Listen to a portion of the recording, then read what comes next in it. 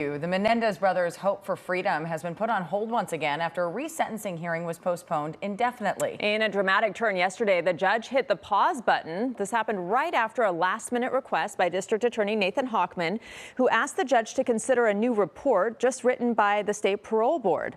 The risk assessment hasn't been made public. And joining us now is attorney Rachel Fiset. Good morning. Good morning. So what are the chances you think that this case, the DA gets thrown off this case, and on what grounds? Well, the Menendez brothers are going to file a request with the Attorney General to have Nathan Hochman disqualified from the case on the basis of bias. And they are using all kinds of things to evidence the bias, including that he went to the same high school as the Menendez brothers, perhaps some overlap, and that he lived in the same neighborhood that the Menendez brothers lived in at the time the crime was committed. But there's also the other evidence that they're saying, which is basically that he is ignoring the victims' rights, and the victims are, in this case, the Menendez brothers' family. So we've turned everything on its head because everything is insular as it relates to both the defendants and the victims and their family. And so I think that there is a low percentage chance that he will actually be disqualified, but the optics of all of this are not particularly good for the DA's office. Well, what do you make of all this? Have you ever seen anything like this before?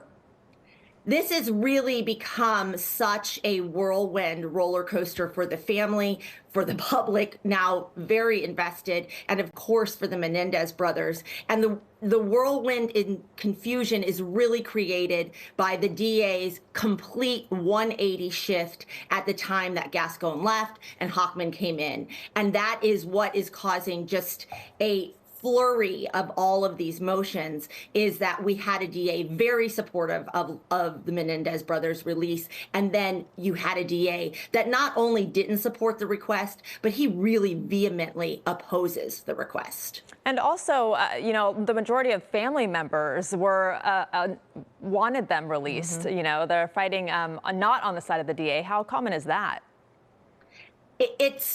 Again, everything is a swirl of confusion because the family members are the family members of the Menendez brothers and the family members of the victims, and they are all in support of this release. They all believe the living family members, the Menendez brothers. And there is a DA obligation to victims and what they want in a case like this.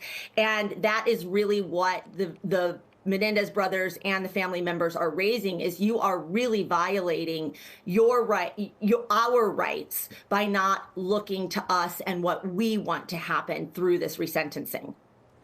Okay, the Menendez brothers trial is fascinating here, but it's now not happening. Can we talk about Luigi Mangione for a minute? So, of course, he's indicted on federal charges for the United Health CEO killing that happened on the streets in New York City. This is a necessary step for prosecutors to potentially seek the death penalty, isn't it?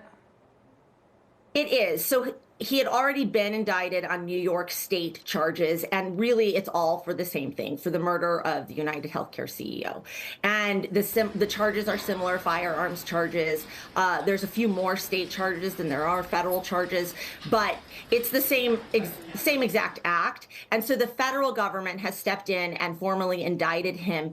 And the difference is that the federal government will seek the death penalty. They can. It is, by all accounts, it looks like they will. Whereas in New York State, they will not seek the death penalty. It's not a death penalty state. So it really raises the stakes for him and his defense team. All right, Rachel Fiset, thanks for being with us and breaking it down for us. We appreciate it. My pleasure.